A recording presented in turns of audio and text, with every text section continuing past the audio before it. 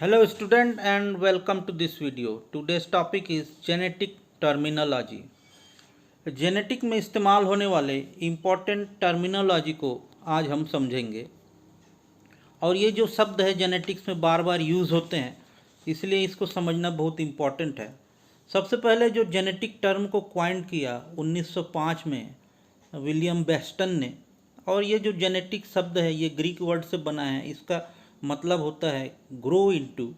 और genetic terminology का मतलब होता है वो शब्द जो जेनेटिक में साधारण रूप से बार बार उपयोग किए जाते हैं और जो जेनेटिक के बैकबोन होते हैं। यदि इन शब्दों को हम समझ लेंगे तो हमको जेनेटिक्स को पढ़ने में आसानी होगी, और यदि अगर हम इसको नहीं समझ पाएंगे तो फिर जेनेटिक्स को पढ़ने में हमको तकलीफ़ हो जाएगी और समझने में कठिनाई उत्पन्न हो सकती है।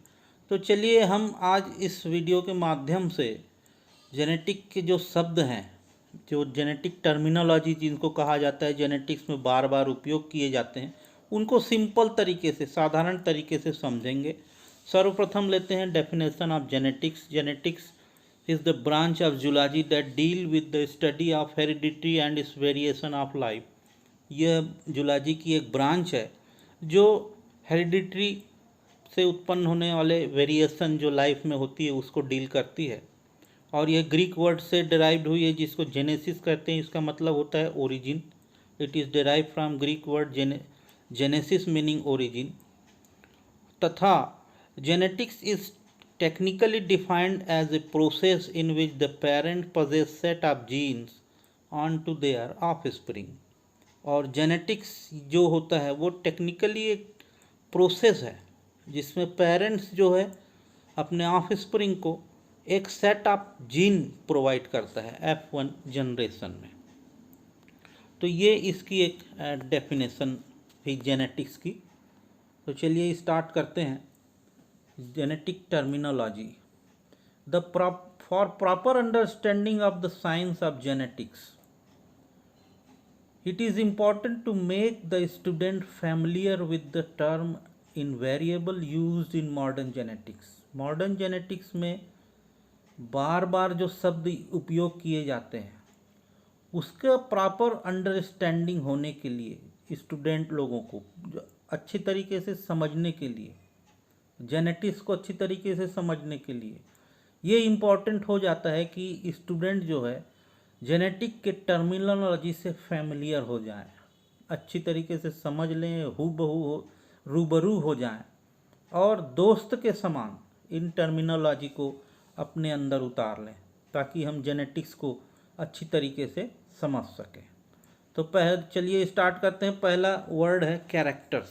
Morphological and physiological feature of organisms. तो कैरेक्टर्स वो है जो कि मॉर्फोलॉजिकल एंड फिजियोलॉजिकल फीचर्स दिखाता है एक ऑर्गेनिजम्स का। किसी भी एक ऑर्गेनिज्म को उसके फिजियोलॉजिकल लक्षण को देखकर हम बता सकते हैं कि यह एग्जैक्टली वही है। तो इस प्रकार का जो कैरेक्टर है ये जेनेटिक के लैंग्वेज में हम कहते हैं। जैसे हाइट है, टॉल हो गया, किसी को देख के हम बता सकते हैं कि ये व्यक्ति बहुत लंबा है, किसी को देख के बता सकते हैं कि ये व्यक्ति छोटा है। तो ये जो है मॉर्फोलॉजिकल एक कैरेक्टर है। किसी के स्किन कलर को देख कर बता सकते हैं कि ये काफ़ी गोरा है, किसी के स्किन कलर को देख के बता सकते हैं कि ये काला है। तो ये एक मॉर्फोलॉजिकल और फिजियोलॉजिकल कैरेक्टर्स हो गया जीन का। तो ये कहलाता है कैरेक्टर्स जेनेटिक्स की भाषा में। दूसरे नंबर पर है ट्रेट। ट्रेट को क्या कहा जाता है? किसी भी कैरेक्टर को आसानी से पहचान लिए जाने वाला features. Any characteristic that can be pass from parent to offspring. Parent से ऑफस्प्रिंग में तो मिला लेकिन आसानी से हम उसे पहचान सकते हैं, उसको कहा जाता है ट्रेट। जैसे यहाँ पर भी टॉलनेस है, ड्राफ्टनेस है, तो ये ट्रेट कहलाता है जेनेटिक की भाषा में। तीसरे नंबर पर आ रहा है gene. A hereditary डिटर्मिंग particular segment of DNA molecule is called gene. तो जीन जो है यूनिट ऑफ इनहेरिटेंस है। यह क्रोमोसोम में होते हैं, इसी के ऊपर सारी चीज़ें होती है जो एक जेनेटिक मटेरियल को दूसरे पीढ़ी में ट्रांसफ़र करते हैं।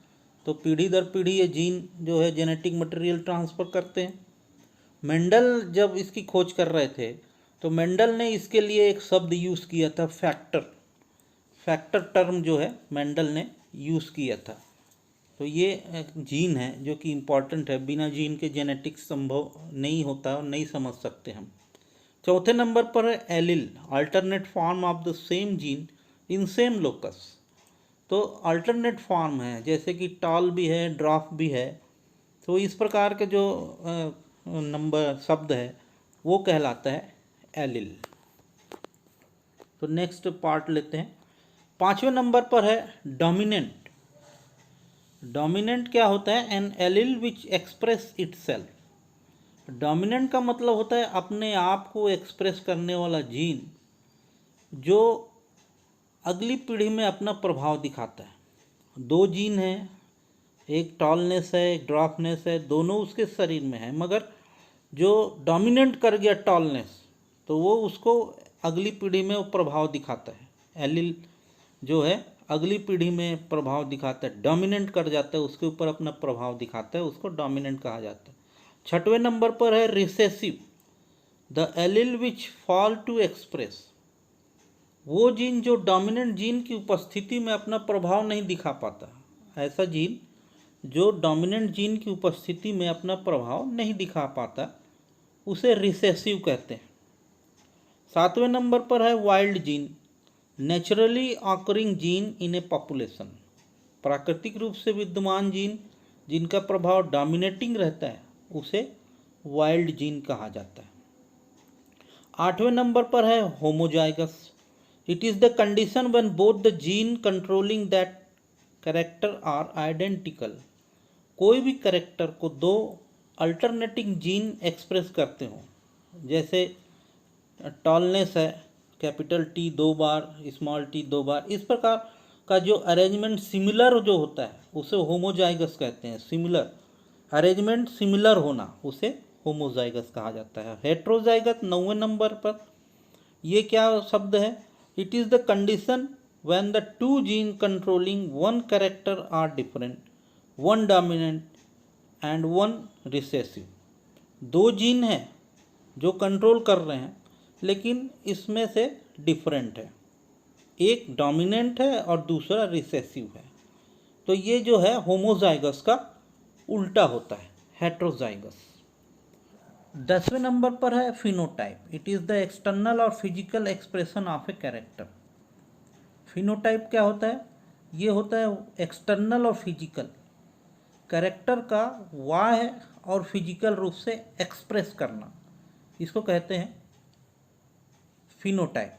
जैसे एक उदाहरण लेते हैं अपन, मान लीजिए ये एक व्यक्ति है और दूसरा व्यक्ति यहाँ पर है, दोनों में क्या अंतर दिखाई दे रहा है? ये जो है टॉल है और ये जो है ड्रॉप है, छोटा है।